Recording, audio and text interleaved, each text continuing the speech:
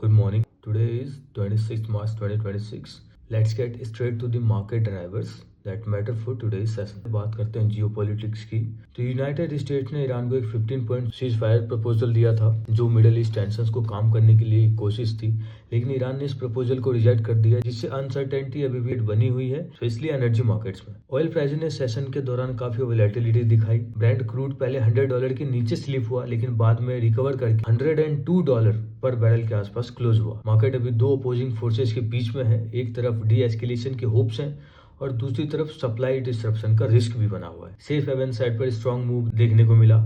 Gold ने 3.5% से ज्यादा रैली की और रिकॉर्ड हाई के आसपास पहुंच गया। इन्वेस्टर्स अनसर्टेनिटी के अगेंस्ट हेज कर रहे हैं। इंटरेस्टिंगली इक्विटीज ने स्ट्रॉन्ग रैली दिखाई। वॉल स्ट्रीट पर डॉ जोन्स 500 पॉइंट से ज्यादा ऊपर रहा, जबकि S&P 500 और नेस्डैक ने अभी भी 1% से ज्यादा का गेन रजिस्टर किया है। ये रैली लार्जली ऑप्टिमिज्म ड्रिवन है, फंडामेंटल्स नहीं। फंडामेंटल शिफ्ट का क्लियर सिग्नल अभी भी नहीं है। ये पॉजिटिव सेंटिमेंट एशिया और इंडिया तक भी एक्सटेंड हुआ। निफ्टी 2% से ज्यादा ऊपर गया ग्लोबल क्यूज और इन्फ्लोज के सपोर्ट से। करेंसी मार्केट में यूएस डॉलर से स्ट्रॉन्ग बना रहा। डॉलर इंडेक्स 100 के ऊपर होल्ड कर रहा है, सपोर्टेड बाय हायर यील्ड और safe haven demand. Euro weak रहा, जबकि डॉलर येन पेयर ने अपसाइड मोमेंटम दिखाया। लेकिन बॉन्ड मार्केट्स का अलग स्टोरी चल रहा है। यूएस 10 ईयर यील्ड अराउंड 4.34% तक स्लिप हुआ, जो ये इंडिकेट करता है कि इन्वेस्टर्स अभी भी डिफेंसिव पोजिशनिंग में है। इक्विटीज को ऊपर जाना और यील्ड्स का गिरना, ये डाइवर्जेंट सिग्नल देता है कि अंडरलाइंग रिस्क अभी खत्म नहीं हुआ है। मैक्रो डाटा पर नजर डाले तो इन्फ्लेशन अभी भी स्टिकी है। ऑस्ट्रेलिया में CPI स्लाइटली ईज हुआ,